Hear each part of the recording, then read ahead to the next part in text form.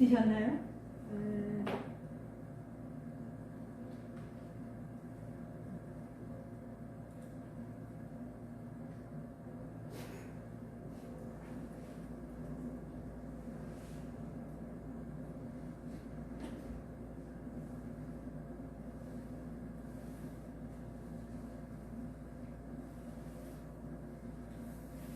우리 오늘 말씀의 제목을 한번 다 같이 한번 읽어보겠습니다. 시작. 십자가는 사랑의 완성입니다. 네, 저는 2021년 새해를 맞아서 우리 사랑하는 성도님들 가정에 성령의 9가지 열매를 하나씩 나눠드렸습니다. 하나씩 나눠드린 것은 그거 하나만 맺히라고 드린 것이 아니라 성령의 열매가 우리 행함교회 성도들의 9가정에 이렇게 다 같이 하나가 돼서 맺히는 것인 거죠. 그래서 그동안은 열매를 맺어야 되는데 우리가 우리를 회개하고 어떤 그런 과정, 우리의 마음밭, 그리고 나무에 이 열매는 홀로 맺을 수가 없다고 그랬잖아요. 나무에 붙어 있어야 된다고 그랬어요. 그래서 지난주까지 했고 이제 오늘은 이제 여러분 우리 한번 그 9가지 열매에 그냥 우리가 9개 생각하면 아이고 머리 아파 이렇게 생각하시는데 3개씩 나눠서 한번 같이 해보면 좀 쉬워요. 자, 먼저 오늘 맨 처음에 사랑에 대한 열매가 있어요. 사랑과 희락과 화평. 다 같이 시작. 사랑과 희락과 화평. 오케이, 네. 사랑과 희락과 화평. 그 다음 3가지. 이제 우리 김강희 집사님 가져간 거 뭐죠? 오래 참음. 네. 오래 참음과 자비와 양선. 다시 한번요. 시작. 오래 참음, 자비와 양선. 그 다음에 이제 마지막 3가지. 이제 우리 최권사님 가져간 충성. 그 다음에 온유, 절제. 이렇게 9가지가 있어요. 오늘은 그 첫 번째로 이제 사랑에 대한 말씀을 좀 나누려고 하는데 계속 기도했어요. 하나님, 성경에는 처음부터 끝까지 하나님의 사랑이 나와 있어요. 어떤 것을 나눠야 될까요? 계속 그러면서 기도했어요. 그런데 오늘 이 제목에서 보다시피 가장 큰 사랑은 바로 이 십자가의 사랑, 그리고 우리가 조금 전에 봤던 그 하나님 아버지의 그 사랑을 이렇게 묵상하면서 제가 오늘 이렇게 준비했습니다. 자, 제가 여러분들을 너무 이렇게 수준을 낮게 본다고 이렇게 흉보지 마십시오. 자, 이 그림은 무슨 그림 같습니까? 호랑이 같죠? 네, 호랑이 같죠? 진짜로 이 사진은. 자, 우리 하나 더 보겠습니다. 네, 자, 이건 뭐 같습니까? 기린. 네, 기린이 진짜 닮았죠? 예, 그 다음 마지막 하나 더 볼게요. 자, 이번에는 무슨 그림 같아요? 토끼. 네, 토끼를 닮았죠? 네, 그러니까 이렇게 그림으로 봐도 금방 우리가 알게 돼요. 이제 마지막으로 하나만 더 보려고 합니다. 무슨 그림 같아요? 사람? 틀렸어요. 힌트를 드리면 창세기에서 하나님께서 우리의 형상을 따라 뭘 만들었어요? 사람을. 그럼 이거 누구 닮은 거예요? 하나님 닮은 거예요. 사람은 결과적으로 하나님 닮은 거예요. 우리 아까 앞에 이러한 것들은 다 토끼는 토끼 닮았어요. 토끼. 근데 사람은 하나님을 닮았어요. 네, 하나님은 하나님을 닮은 이 사람을 너무너무 사랑하셨어요. 그런데 그래서 에덴 동산에서 하나님과 정말 다정하게 얘기도 하고 같이 행복하게 살았지요. 그런데 어느 날 사람 속에 교만이 생겼어요. 어떤 교만이요? 하나님과 같이 되고 싶은 욕심 말입니다. 결국 하나님과의 약속을 어긴 것입니다. 그 일로 하나님의 말씀대로 죄와 허물로 죽었어요. 죽은 것입니다. 비록 몸은 살아있는 사람이었지만 그 속에 하나님과 교통하는 영이 죽었다는 것입니다. 우리 에베소서 수요일날 나누는데 우리 수요일날 오신 분들은 이 말씀이 익숙할 겁니다. 우리 같이 한번 읽어보겠습니다. 시작. 그는 허물과 죄로 죽었던 너희를 살리셨도다. 여기서 그가 누구예요? 그가 예수님이시죠. 네, 그 한 분, 그 예수님의 온전한 순종으로 허물과 죄로 죽었던 온 인류를 살려내신 제물로 죽은 우리들을 하나님이 너무너무 사랑하셔서 당신의 독생자 예수 그리스도를 통해서 우리를 살리셨습니다. 자, 말씀 하나 더 보겠습니다. 같이 읽습니다. 베드로전서 1장 말씀이죠. 시작. 오직 흠없고 점없는 어린 양 같은 그리스도의 보배로운 피로 된 것이니라. 아멘. 네, 무엇으로 우리를 살리셨다고요? 인류의 구원이 오직 흠없고 점없는 어린 양 같은 그리스도 예수의 보배로운 피로 되었다는 것입니다. 그 피가 아니고서는 절대로 우리를 살릴 수가 없었다는 말씀인 것입니다. 이렇게 우리 하나님은 온 인류를 크게 사랑하셔서 살리신 유일한 방법은 결국은 피였다는 것입니다. 이것을 일컬어 우리는 보혈의 피라고 부릅니다.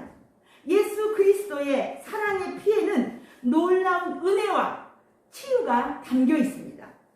그런 의미에서 우리가 교회를 다니면서도 가장 불쌍한 사람이 있다면 예수 그리스도께서 흘리신 이 보혈의 은혜를 전혀 모르는 사람이라고 할 수 있겠습니다. 종교개혁자 마틴 루터는 허물과 죄로 죽었던 우리를 살리신 예수 그리스도의 은혜에 대해서 이렇게 말을 했어요. 빨래할 때처럼 성경을 짜보아라. 그리하면 피가 나올 것이다. 이렇게 마틴 루터가 이렇게 말했어요. 우리가 너무 잘 아는 이따가 예배 끝나고 이 찬양 우리가 같이 부르려고 합니다. 우리 주의 보혈 능력이 있도다. 주의 피 믿으오. 주의 보혈 그 어린 양의 매우 귀중한 피로다. 아멘. 예수님께서 그 흘리신 그 보혈의 피가 우리 몸속에 흘러야 될 줄 믿습니다. 우리의 구원은 그 피가 우리 속에 흐르는 그 증거입니다. 그 사랑의 피가 우리 속에 흐를 때 그 피에 의해서 우리는 구원을 받고 새 생명을 얻은 것입니다. 세계 2차 대전 중에 독일군에게 쫓기는 이스라엘 그 유대인을 숨겨주었다는 이유로 네덜란드의 한 가정이 그 유대인들이 핍박받고 있는 거기에 끌려가게 되었어요. 그래서 우리가 잘 아는 그 유대인들 대학살에 이 네덜란드의 이 가정도 거기에 간 것이죠. 그래서 이 네덜란드의 그 가족들이 다 거기 가서 이렇게 끔찍한 고문으로 이렇게 죽게 됐는데 그 집의 딸 아가씨 코리텐 붐이라는 여사, 이 딸이 정말 기적적으로 그녀만 살게 되었어요. 그래서 수용소에서 살아남은 이후에도 그가 이제 하나님 앞에서 여자 목사가 되었어요. 그래서 하나님 앞에 이제 헌신을 하고 주님 앞에서 살기로 작정을 하면서 기도하는데 하나님께서 자기 속에 독일에 가서 복음을 전하라는 강한 마음을 이 코리텐붐 여사에게 주는 거예요. 그래서 하나님, 제 속에 우리 부모가, 우리 언니가 처참하게 죽었던 그 독일에 왜 가서 저에게 복음을 전하라고 하냐. 그랬더니 예수님께서 내가 너를 위해서 이 구원할 때 차별하면서 구원했냐. 그러면서 그런 뜨거운 마음을 주셔서 이 코리텐붐 여사는 정말 자기 원수와 같은 그 독일에 가서 복음을 정말 효과적으로 훌륭하게 전하고 코리텐붐 여사의 책도 참 많이 있어요. 용서라는 책이 있어요. 거기에서 복음을 전하는데 거기에 청중 가운데 그 수용소에서 자기 언니를 이렇게 죽이게 하고 이렇게 했던 그 교도관이 거기에 온 거예요. 그 집회에. 이렇게 나가면서 인사를 하는데 이 코리텐붐 여사는 너무 자기가 이 죄 있는 그 수용소에 그 사람은 자기를 몰라봐도 이 사람은 아는 거예요. 도저히 손을 잡을 수가 없어서 악수를 할 수가 없었는데 하나님께서 또 그에게 말씀하시는 거예요. 내가 너를 이렇게 사랑하는 것에 대해서. 그래서 그 코리텐붐 여사는 끝내는 그 원수와 같은 그 교도관에게 손을 내미는데 그 순간 하나님께서 놀라운 역사로 이 목사님에게 정말 기록에 남을 만큼 독일에서 유명한 이렇게 목사로 복음을 증거했던 그런 기록이 있습니다. 이 코리텐붐 여사가 85세가 되었을 때 이제 몇몇 친구들이 이분에게 아주 그냥 저택을 하나 마련해줘서 그 집에 친구들이 놀러와서 같이 이제 이렇게 함께 좋은 시간을 이렇게 갖고 있는 거예요. 그래서 그 친구가 이렇게 말했다고 합니다. 홀이 너에게 이런 아름다운 처소를 마련해 주신 걸 보니까 네가 믿는 하나님은 참 선한 분이신가 보구나 이렇게 말했어요. 그때 그녀는 단호하게 이렇게 대답했다고 합니다. 내가 독일에 있는 수용소에 있을 때에도 역시 하나님은 선한 분이셨어. 여러분, 우리가 너무 어려울 때는 하나님이 있기만 어디 있냐고 막 이렇게 우리가 따질 수도 있는데 이 코리텐붐 여사는 정말 그 지긋지긋한 수용소에서도 하나님은 선하신 하나님의 손길로 자기에게 역사했다고 고백을 했다는 것입니다. 내가 수용소에서 그 고통을 겪고 있을 때 죽음의 그림자가 늘 어슬렁거리며 나를 감싸며 돌고 있을 때도 역시 하나님은 선한 분이셨다. 그렇게 인정하면서 고백하는 그의 삶은 정말 복되고 아름다운 그 신앙의 삶이었습니다. 그 코리텐붐 여사의 책 중에 정말 그 귀한 유명한 말이 하나 있어요. 하나님께서 우리들의 모든 죄를 다 가져다가 바다 한가운데다가 깊은 곳에 던지고서는 거기에 낚시 금지라는 팻말을 써서 붙였는데 많은 어리석은 사람들은 그 던져진 죄를 낚겠다고 낚시질을 하고 있지는 않습니까? 이런 글을 쓰셨다고 해요. 여러분, 이 기가 막힌 말에 그 감동이 있습니까? 예수님께서 우리의 모든 죄를 담당하시기 위해서 십자가에서 보혈의 피를 흘려주셨습니다. 그리고 우리의 모든 죄를 바다 깊은 곳에 내던져버리셨습니다. 우리의 죄를 감당하셨기 때문에. 그런데 그 어리석은 인간들이 다시 그 죄를 끄집어내고 있다는 것입니다. 2000년 전에 예수님께서도 제자들과 함께 일찍이 길을 거닐고 있었어요. 여러분, 예루살렘의 그 헤롯 성전은 굉장히 웅장합니다. 그 건물만 봐도 여러분, 우리가 아주 그냥 그 좋은 건물을 보면 우리 마음에 어떤 생각이 듭니까? 약간 위압감이 들잖아요. 제가 기억이 납니다. 초등학교 5학년인가 4학년 때 제가 처음으로 서울에 갔어요. 서울역에서 딱 내려서 마당에 서울역 광장에 나갔는데 그 대우 빌딩이 내 눈앞에 보였어요. 서울역 앞에. 그 건물이 얼마나 그 초등학교 그 어린 나에게 위압감이 왔는지 내 속으로 야, 저 건물에는 특별한 사람들만 들어갈 거야. 제가 이렇게 생각했어요. 아마 이 지금 예수님의 제자들도 이 예루살렘의 성전 그 갈릴리 촌뜨기들이잖아요. 갈릴리의 저기서 와서 그 예루살렘 성전을 보면서 예수님께 얘기했어요. 선생님, 와, 이 성전 좀 보세요. 어마어마하지 않습니까? 이렇게 얘기를 했어요.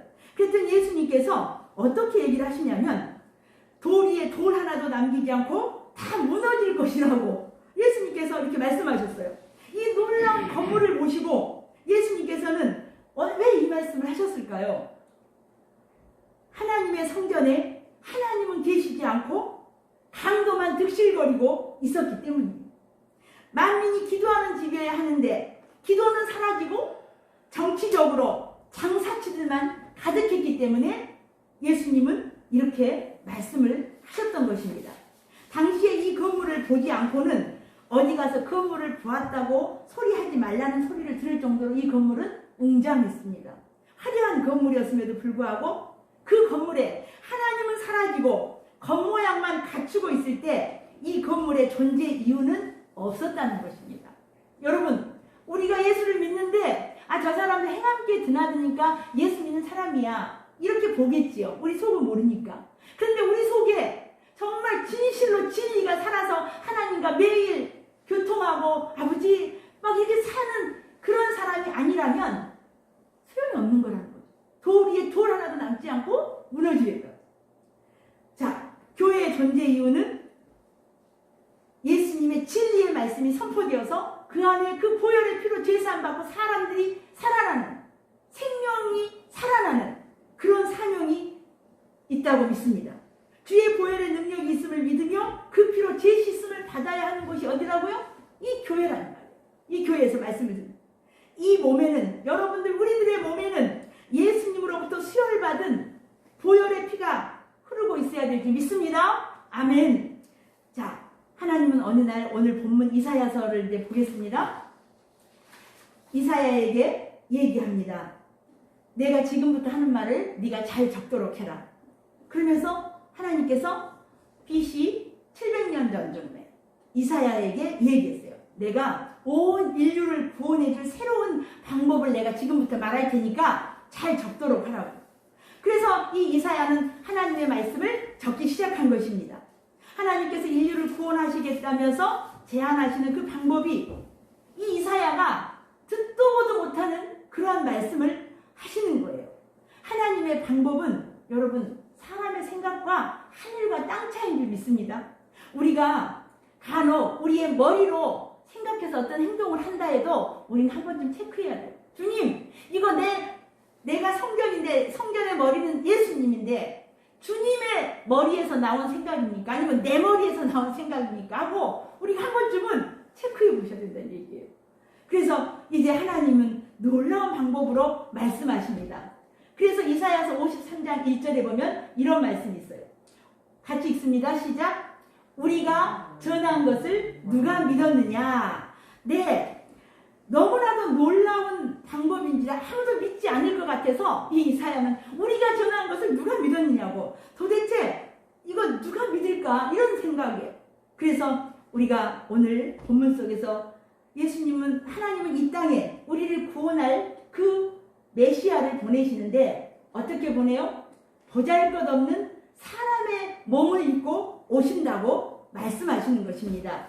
오늘 이사야 53장 2절 말씀 한번 같이 보겠습니다. 시작. 그는 주 앞에서 자라나기를 연한 순 같고 마른 땅에 나온 뿌리 같아서 고운 모양도 없고 풍채도 없은즉 우리가 보기에 흠모할 만한 아름다운 것이 없도다. 네, 누구를 말하고 있어요? 예수님. 하나님께서는 친히 이 땅에 내려오실 것 같으면 좀 이렇게 서프라이즈, 뭐 짜잔, 뭐 이런 거.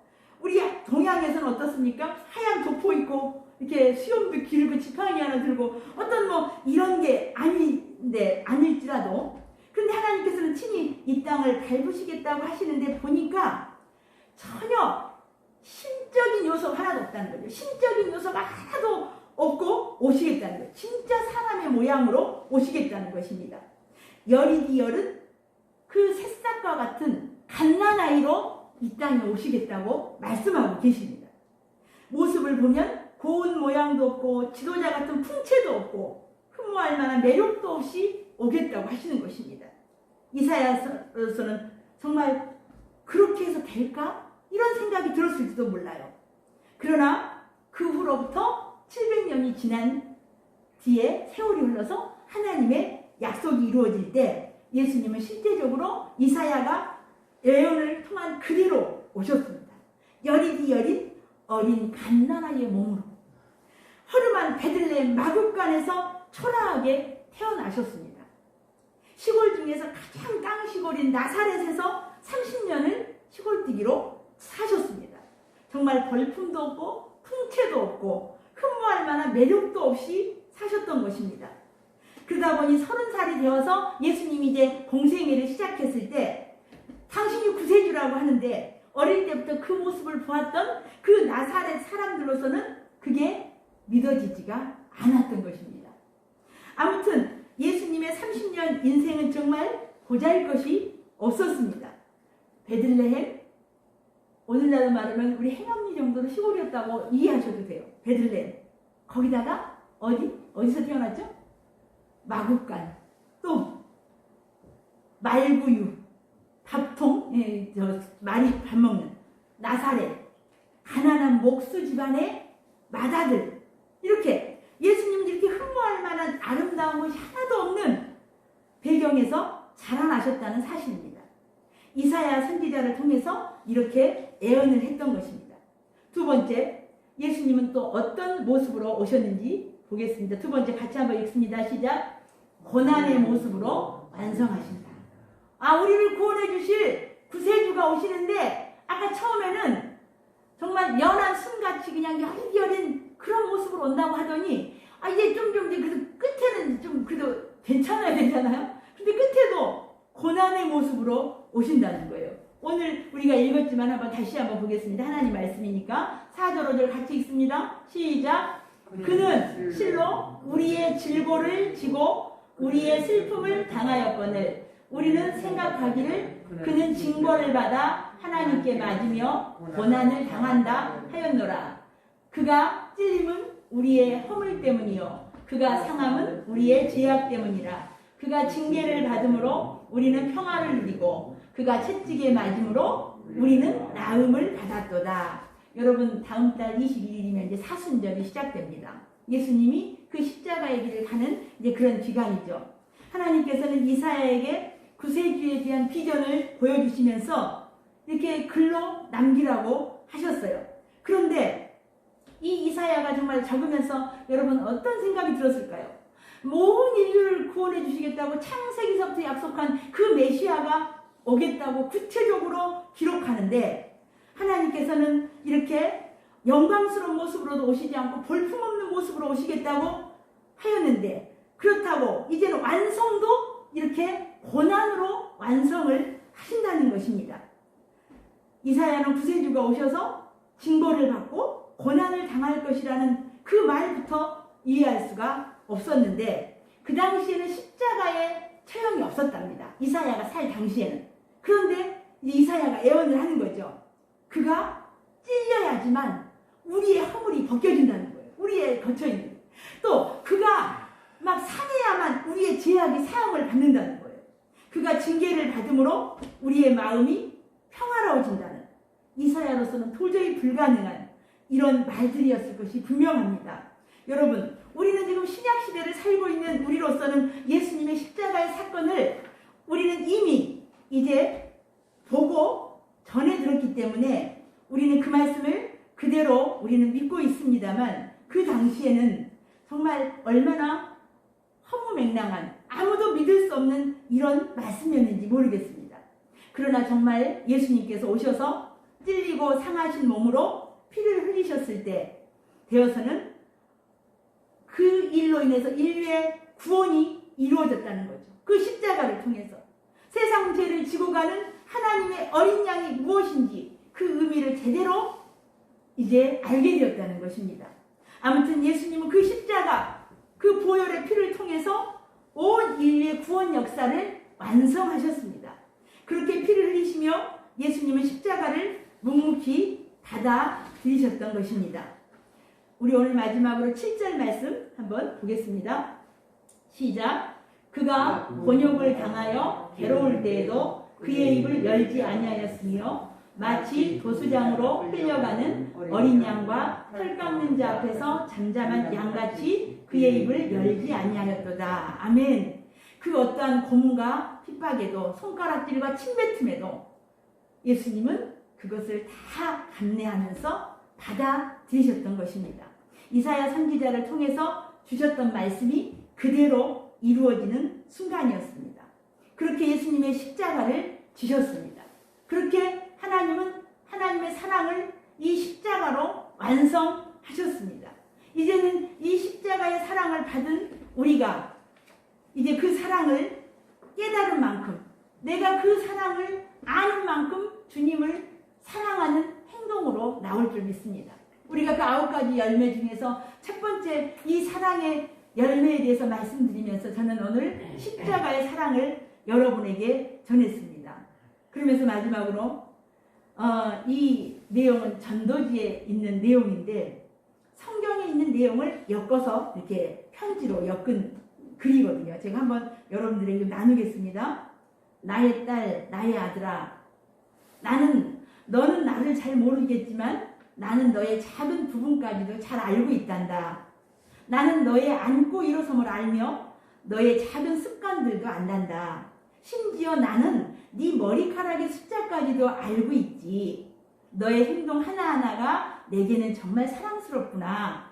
나는 너를 네 모습 그대로 만들었단다.